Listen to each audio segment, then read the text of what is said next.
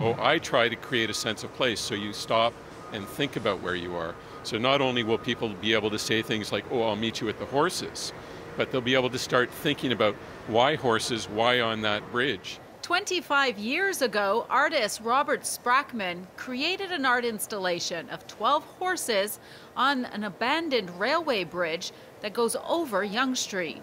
It's the K. Gardner Beltline Bridge, and it's just south of Davisville crossing Yonge Street. Aside from the bridge as a motif for transportation or the history of our transportation, we also have Yonge Street, one of Canada's major thoroughfares, running underneath. And then just to the west, you have the subway line with thousands of people going back and forth every day. So to me, transportation was a logical theme to try and develop as a piece.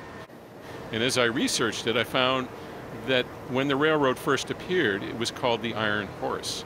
So that led me to start thinking about horses and the importance of horses as the original form of transportation. The original installation stood for 2 years, and then the horses were sold off to buyers across Ontario and the United States. But now, 25 years later, the city has once again commissioned Robert to recreate this sculpture, now as a gateway to the Yonge Midtown area and a permanent installation. Well, here we're kind of in the final stages of the horses. What's happened is the horse comes out of the mold and you're left with one good surface that was inside the mold. The other side needs to be finished to match it.